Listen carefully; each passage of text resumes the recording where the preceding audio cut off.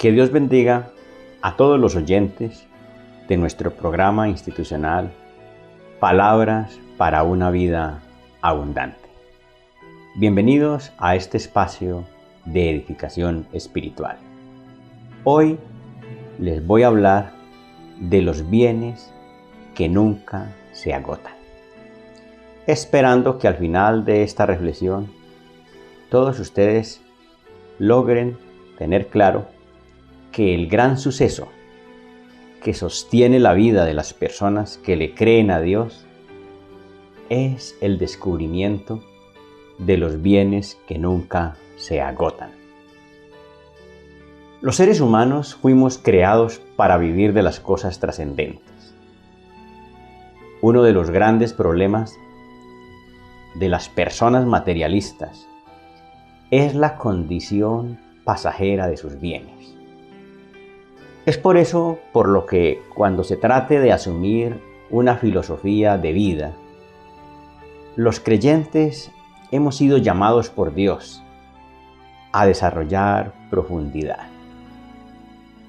Voy a leerles en el Evangelio de Mateo, capítulo 6, versículos 19 al 21. Una pequeña porción del conocido Sermón del Monte. Sabemos que el Sermón del Monte es reconocido por los expertos como el gran legado que sintetiza todo lo que son los principios de la vida cristiana. Pues allí, en el capítulo 6, en los versículos 19, parte de ese sermón, según Mateo, Jesús dice lo siguiente: no os hagáis tesoros en la tierra, donde la polilla y el orín corrompen, y donde ladrones minan y hurtan, sino haceos tesoros en el cielo, donde ni la polilla ni el orín corrompen, y donde ladrones no minan ni hurtan, porque donde esté vuestro tesoro, allí también estará vuestro corazón. Es interesante entender cómo en esta forma de decir las cosas se incluyen lo que son los enemigos de las cosas materiales. Primero, las cosas materiales son pasajeras, o se deterioran o se pierden de alguna manera. Y en esta idea de que no se hagan tesoros en el cielo, se muestra que la polilla es un enemigo de esos tesoros, pues la polilla se come las cosas valiosas que estén construidas en madera, y la madera es un elemento usado para hacer cosas que el hombre valora. El orín, como el moho, como el óxido, se come todo lo que tenga que ver con los metales. Es un ejemplo de cómo se deterioran las cosas materiales. Y si no es la polilla la que se lo come, porque de alguna manera habrá maderas que se inmunizan y pueden resistir muchísimos años, podrán haber metales también que tienen esas características, pues para eso existen los ladrones. Si no es la polilla, si no es el orín lo que se come nuestros tesoros, se lo comerán también, pues tendrán otro enemigo que son los ladrones. ¿Y en dónde no hay ladrones? Pues ese es uno de los problemas más grandes que tenemos en nuestra sociedad. Y finalmente, porque donde esté vuestro tesoro, allí también estará vuestro corazón. Dejando ver que si mi tesoro está aquí en la tierra, pues mi corazón estará en la tierra. Y toda mi vida girará alrededor de eso, conllevando todos los males que implica la codicia, la avaricia y todo el tipo de cosas que se generan alrededor del amor por las cosas materiales. Pero si nuestro tesoro está en los cielos, pues entonces eso me colocará a mí en una condición de protección, en la que voy a ser menos vulnerable a los efectos destructivos de las pérdidas en este mundo o aquí en la tierra. En ese sentido, el Evangelio de Lucas también muestra algo muy llamativo. Vamos a ver que en el capítulo 12 hay una enseñanza de Jesús tipo parábola que surge de una petición que le hiciera a alguien quien lo escuchaba en un momento dado en una de sus enseñanzas. Dice en el capítulo 12 de Lucas, versículo 13, le dijo uno de la multitud: Maestro, di a mi hermano que parta conmigo la herencia. Mas él le dijo: Hombre, ¿quién me ha puesto sobre vosotros como juez o partidor? Fíjense, esa respuesta de Jesús da a entender que Jesús no vino a eso y que de alguna manera esa pregunta que le hicieran a Jesús pues le sirvió para dar una enseñanza, pero no era algo muy cómodo para él. Pues ese tipo de cosas no tendría que hacerse si el hombre fuera un hombre libre de avaricia, libre de codicia. Si el hombre fuera un ser que construyera tesoros en el cielo y no tesoros en la tierra. Y entonces les da esta enseñanza. Les dijo: mirad, guardaos de toda avaricia, porque la vida del hombre no consiste en la abundancia de los bienes que posee. También le refirió una parábola diciendo: la heredad de un hombre rico había producido mucho, y pensaba dentro de sí diciendo: ¿qué haré? Porque no tengo dónde guardar mis frutos.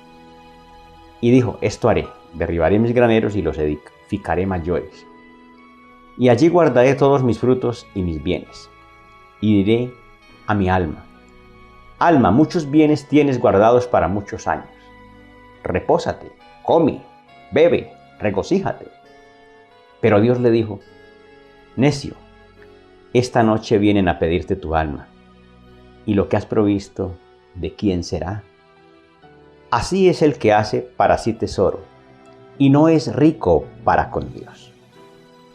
Bien, complementando lo anterior con esto, pensaríamos entonces que este hombre era un hombre que hablaba consigo mismo mentalmente, pensando cosas, pero al mismo tiempo, de alguna manera, Dios le hizo saber cuán vano era esta forma de pensar, una filosofía de vida basada en las cosas materiales. Porque la característica pasajera de sus bienes lo llevaría a vivir una gran decepción, porque así como estaba pensando tantas cosas, Dios le hizo caer en cuenta que eso no sería eterno, porque él mismo era tan pasajero que esa misma noche todo terminaría para él. ¿Y de qué le serviría haber conseguido tantas cosas si él no dispuso desarrollar una riqueza diferente? Una riqueza que Dios se la avalara como riqueza. Porque al final las cosas de este mundo son tan pasajeras que desde el punto de vista divino no enriquecen a la persona, sino que si la persona depende solo de eso, termina siendo una persona que quedará completamente expuesta, porque la muerte desnudará la fragilidad de alguien en esas condiciones. Así que por eso vale la pena entender o decir que el pecado del hombre es desconocer el valor de las cosas trascendentes. El materialismo como filosofía de vida es una manera de pensar que empobrece espiritualmente al hombre.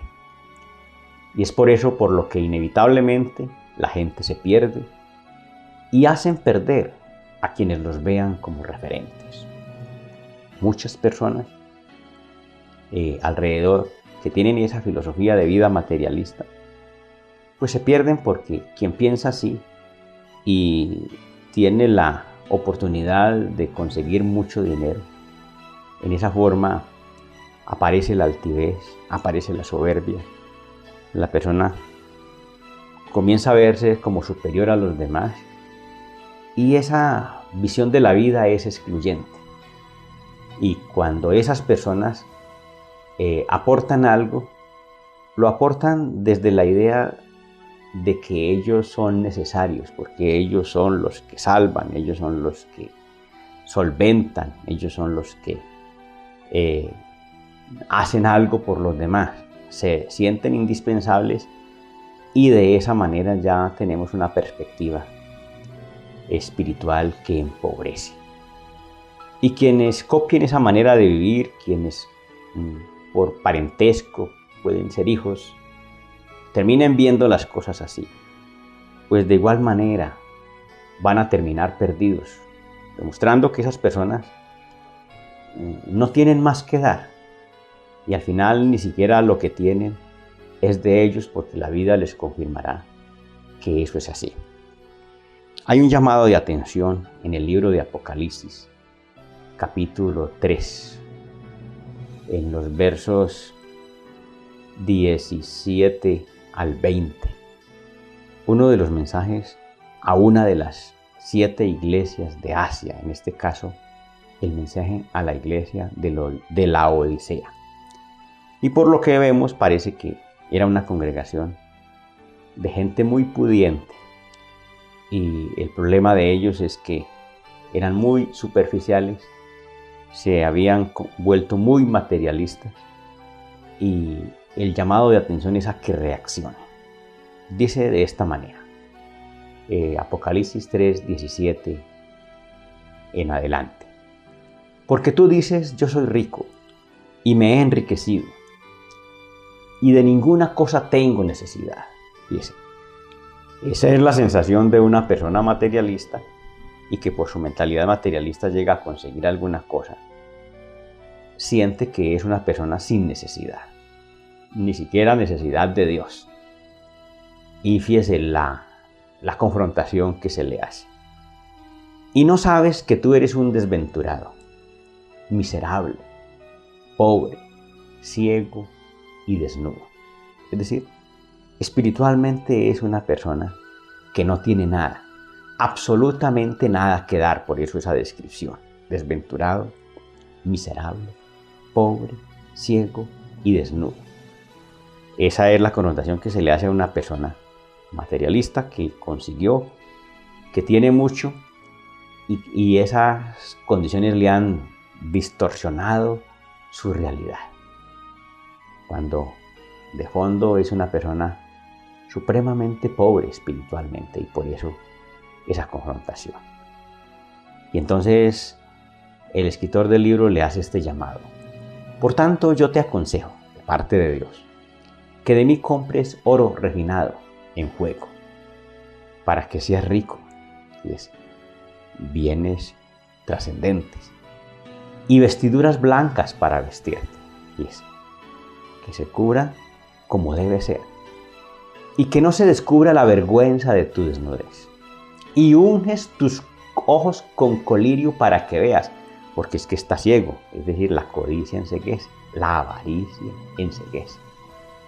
Yo reprendo y castigo a todos los que amo, sé pues celoso y arrepiéntete, entendiendo que es un llamado de Dios al arrepentimiento por misericordia, buscando que la persona se dé cuenta de la vanidad de su manera de pensar, de su forma de asimilar la vida.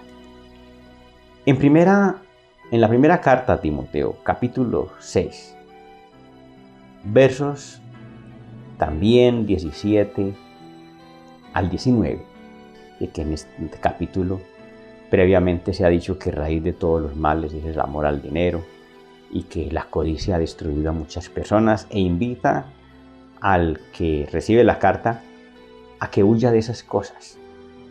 Ya finalizando el capítulo dice, a los ricos de este mundo manda que no sean altivos, porque ese es el problema de fondo del materialista que consigue mucho. Ni pongan la esperanza en las riquezas, las cuales son inciertas, sino en el Dios vivo que nos da todas las cosas en abundancia para que las disfrutemos. Miren eso. Da a entender que tener cosas materiales no es malo. Lo malo es amarlas, y no hacer las cosas que se deben a través de ellas. Y es lo que deja de hacer una persona que tiene bienes materiales, pero que es pobre espiritualmente. Entonces, la invitación es que hagan bien, que sean ricos en buenas obras, dadivosos, generosos, atesorando para sí buen testimonio para lo porvenir, que echen mano de la vida eterna. Y va mostrando lo que es la verdadera riqueza según Dios, que es la riqueza espiritual.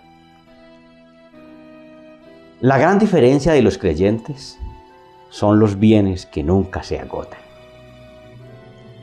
Mientras el materialismo es excluyente, por el contrario, la fe cristiana es una filosofía de vida incluyente. Los bienes espirituales son inagotables y quien los tiene es quien derrocha, y quien derrocha es quien más rico se hace. Eso en términos espirituales. Voy a leer algunos textos que son muy interesantes en ese sentido. Vamos a leer en Hechos capítulo 3, en los versos 1 al 10. Dice así: Pedro y Juan subían juntos al templo a la hora novena, la de la oración. Y era traído un hombre cojo de nacimiento, a quien ponían cada día a la puerta del templo, que se llamaba La Hermosa, para que pidiese limosna de los que entraban en el templo. Cuando vio a Pedro y a Juan que iban a entrar en el templo, les rogaba que le diesen limosna. Pedro, con Juan, fijando en él los ojos, le dijo: míranos. Entonces él les estuvo atento, esperando recibir de ellos algo. Mas Pedro dijo: oigan, no tengo plata ni oro, pero lo que tengo te doy. Qué maravillosa la forma como está construida esta narración.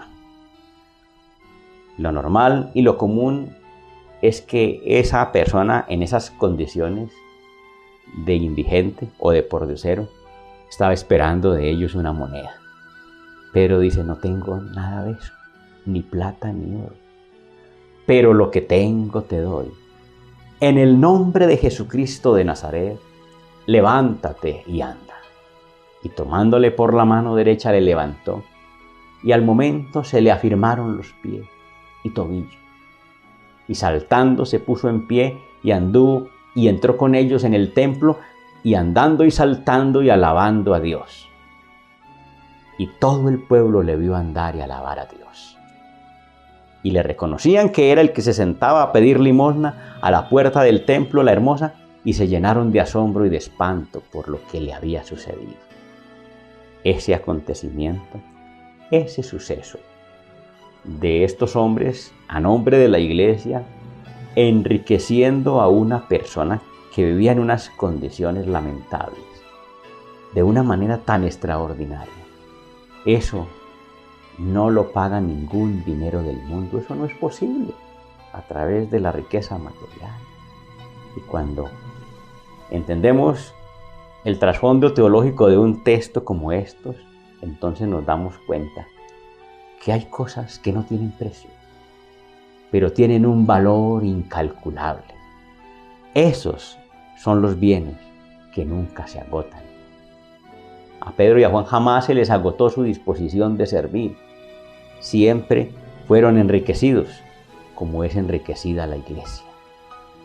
En ese espíritu, miren ustedes que también en la teología paulina, en la segunda carta a los Corintios, capítulo 6, en el versículo 10, se muestra una forma de hablar que llama mucho la atención. Hablando del ministerio de ellos como apóstoles, dice él: como entristecidos, mas siempre gozosos; como pobres, mas enriqueciendo a muchos; como no teniendo nada, mas poseyéndolo todo.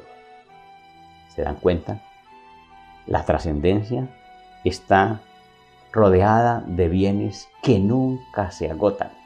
Y cuando la persona profundiza, pues resuelve de una manera grande el problema existencial que genera la codicia, la avaricia, que al final es el origen de muchos males en el mundo, que destruye los seres humanos, destruye las personas. Y qué triste es que a veces las personas lo entreguen todo por compartirle solo bienes materiales a los hijos. Al final los pierden porque ellos no están presentes, entendiendo que la bendición es la presencia de los mismos padres, pero dejan de estar cerca por resolverles el asunto material. Y al final terminan los hijos perdidos, igual que los padres, porque sus bienes siempre se agotan. Ahora, quien desarrolla en el territorio espiritual tiene ejemplos extraordinarios en la Escritura. Lo que dice 1 Corintios 13 es un ejemplo claro. En el versículo 8 de la primera carta a los Corintios 13 dice: el amor nunca deja de ser, hablando del verdadero amor. Pero las profecías se acabarán y cesarán las lenguas y la ciencia acabará. En este planteamiento, el quien escribe habla de la preeminencia del amor, porque así son las cosas espirituales. Las personas derrochan en favor de los necesitados y entre más entregan, más crecen. Así son los territorios espirituales. Por eso, los bienes que nunca se agotan son incluyentes. Enriquece a quien los tiene, el que los tiene enriquece a otros, y entre más enriquece a otros, más enriquece él. Con esta perspectiva, entonces, vale la pena que nosotros escuchemos las palabras de Jesús del Sermón del Monte. Buscad tesoros en el cielo, donde no hay ladrones, donde no hay polilla, donde el orín no corrompe, y que no solo nos salva enriqueciéndonos y haciéndonos personas solventes en un territorio impresionantemente maravilloso y salvador, sino que nos permite ser elementos que Dios usa para enriquecer todo el tiempo a otros.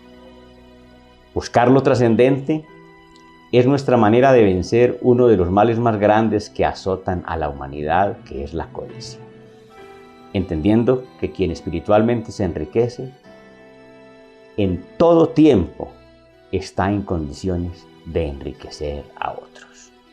Vamos a orar. Vamos a darle gracias a Dios por su palabra y vamos a pedirle que nos ayude a poner estas cosas en práctica. Dios de los cielos, te damos gracias en este momento por la oportunidad que nos has dado de recibir tu palabra y la disposición que hay en cada uno de nosotros de poner por obra lo que estamos entendiendo. Ayúdanos a profundizar. Ayúdanos a depender de los bienes que nunca se agotan. Ayúdanos a vencer la codicia. Ayúdanos a superar el materialismo. Permítenos ser personas incluyentes y que a partir de nuestra disposición de compartir y de derrochar la riqueza espiritual que tú nos has entregado, nosotros podamos todo el tiempo enriquecer a otros para salvación.